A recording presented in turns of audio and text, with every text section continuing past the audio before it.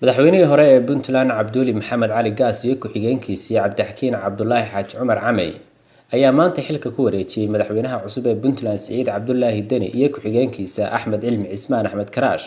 munaasabada xil wareejinta oo ka dhacday xarunta madaxtooyada ee magaalada Garowe ayaa waxaa ka soo qayb galay inta badan golaha wasiirada waqtigoodu dhamaaday, shaqaalaha madaxtooyada iyo saraakiisha ciidanka.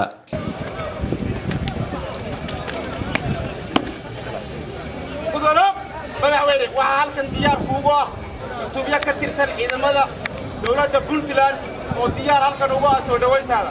soo dhawow mudan.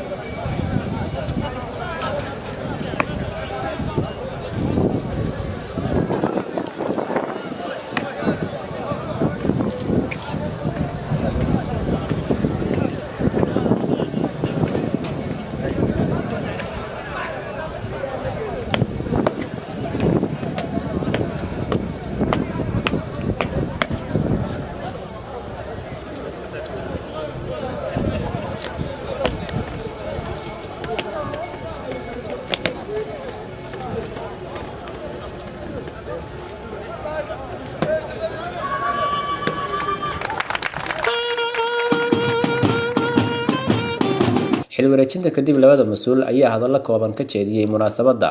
madaxweynihii hore ee Puntland Cabduuli Maxamed Cali Gaas ayaa sheegay in madaxweynaha uu ku wareejiyay mashaariicda socota iyo xarumaha dowladda, isagoo ka codsaday shacabka Puntland inay la shaqeeyaan madaxweynaha cusub. waxaa farxad weyn iyo maanta iyo maamuus in aan xilka si rasmi ah ugu wareejiyo madaxweynaha la doortay ee Puntland mudane Siciid Cabdulaahi Deni.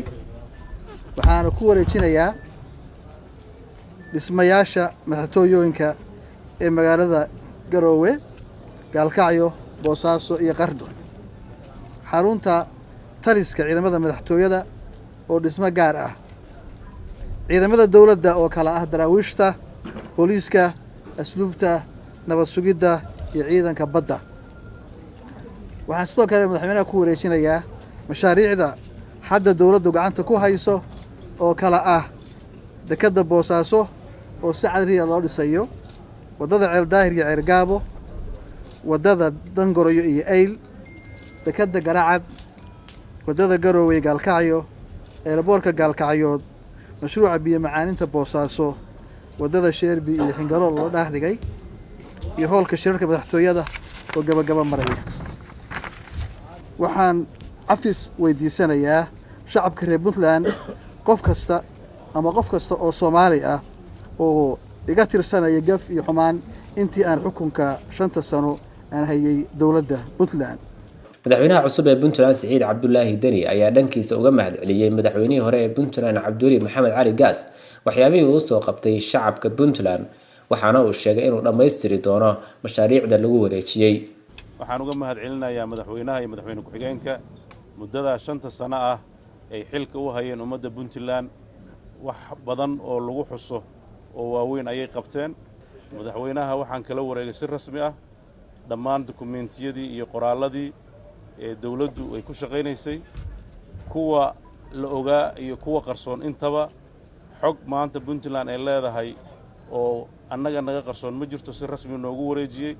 annagana waxaan rajaynaynaa wixii sir dawladeedna inaan xafdino, wixii mashaariica aan hore u sii wadno, wixii aan u aragnay in aan wax ka bedelno si ay u qurux badnaato maamulka Puntland aan ku soo siyaadino.